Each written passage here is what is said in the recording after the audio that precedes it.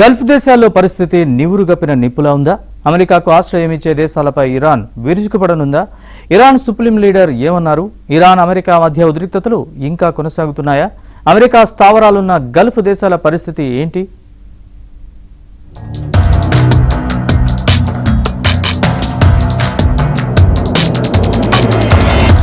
ఒకవైపు శాంతి చర్చలు జరుగుతున్నాయి, మరోవైపు బాంబు మోతలు మోగుతున్నాయి. క్షిపణి ప్రయోగ క్షేత్రాలను, సముద్రంలో మందు పాతరల్ని అమరుస్తున్న పడవల్ని లక్ష్యంగా చేసుకుని అగ్రరాజ్య సైన్యం పెద్ద ఎత్తున దాడులు చేసింది. దీంతో ఇకపై పశ్చిమాసియా ప్రాంతం అమెరికా సైనిక స్థావరాలకు రక్షణ కవచంగా ఉండదని ఇరాన్ సుప్రీం లీడర్ మోస్తఫా ఖమేనీ ఘాటు హెచ్చరికలు చేశారు. ఎక్స్ వేదికగా అమెరికా ఇజ్రాయెళ్లపై తీవ్ర విమర్శలు చేశారు. అమెరికాకు చెందిన MQ-9 రీపర్ డ్రోన్ ను కూల్చేసినట్లు ఇరాన్ వెల్లడించింది. తమ గగనతలంలోకి ప్రవేశించిన అమెరికా RQ-4 డ్రోన్, F-35 యుద్ధ విమానంపై కూడా కాల్పులు జరిపినట్లు తెలిపింది.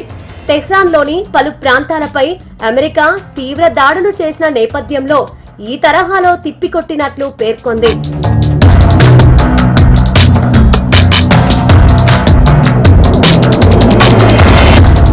అమెరికాకు మద్దతుగా ఉన్న దేశాలపై దాడులు తప్పవని ఇరాన్ హెచ్చరించింది. యుద్ధంతో సంబంధం లేకుండా ఆయా దేశాలపై విరుచుకుపడతామంటూ పరోక్షంగా హెచ్చరించింది. కాలం వెనక్కి తిరగదు. పర్షియన్ గల్ఫ్ లోని దేశాలు, భూములు ఇకపై అమెరికా స్థావరాలకు రక్షణ కవచాలుగా పనిచేయబోవని సుప్రీం లీడర్ స్వయంగా చెప్పారు.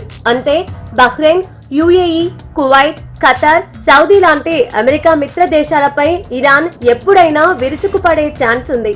మీరు న్యూట్రల్ గా ఉండండి, లేకపోతే మీకు కూడా రిస్క్ ఉంది. ఇదే వార్నింగ్. అయితే దీని రేపే ఫుల్ స్కేల్ గల్ఫ్ వార్ మొదలవుతుందని మనం చెప్పలేము. అలా అర్థం చేసుకోవడం సరైంది కాదు.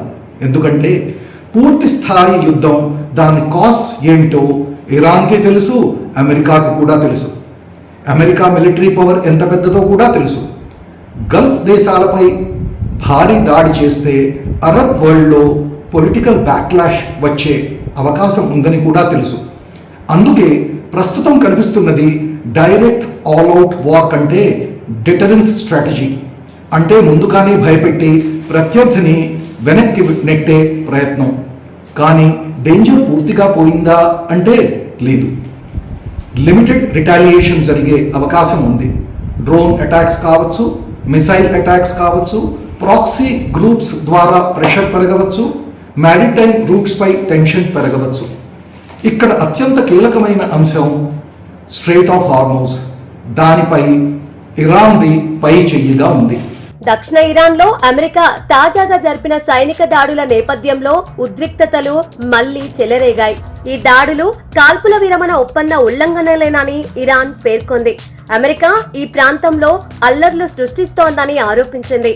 Bahrain, Kuwait, Iraq, UAE, Qatar లాంటి దేశాలతో కలిపి గల్ఫ్ ప్రాంతంలో అమెరికాకు చెందిన చిన్న పెద్ద మిలిటరీ క్యాంపులు 19 వరకు ఉన్నాయి.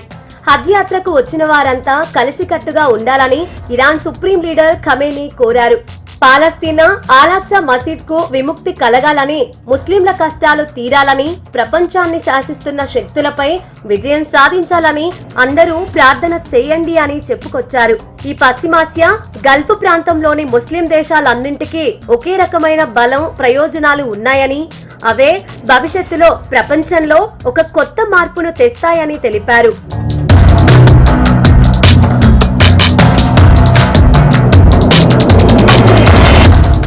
ఇరాన్ ఏమీ చిన్న దేశం కాదు. ఇప్పటికే అసలు యుద్ధం ఎందుకు మొదలు పెట్టామా అనే భావన ట్రంప్ లో ఉంది. మెజారిటీ అమెరికన్లు ఇరాన్ పై దాడికి వ్యతిరేకంగా ఉన్నారు. ఇరాన్ దగ్గర 2000 కిలోమీటర్ల వరకు దాడి చేయగల క్షిపణులు ఉన్నాయి. ఇవి గల్ఫ్ దేశాల్లోని అమెరికా స్థావరాలను ధ్వంసం చేయగలవు. అంతేకాదు, ఇరాన్ డ్రోన్ టెక్నాలజీని విస్తృతంగా అభివృద్ధి చేసింది. ఇవి గల్ఫ్ లోని ఆయిల్ ఫీల్డ్స్, నౌకలు, సైనిక స్థావరాలను లక్ష్యంగా చేసుకోవచ్చు. టర్కీ, చైనా నుంచి భారీగా క్షిపణులను సైతం దిగుమతి చేసుకుంది ఇరాన్.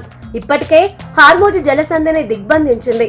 ఇరాన్ ను కాదని ఏదైనా నౌక వెళ్తే దాడి చేసే సత్తా ఇరాన్ సొంతం. ఇరాన్ కు హిజ్బుల్లా, హౌతీలు వంటి సంస్థలు సహకరిస్తున్నాయి.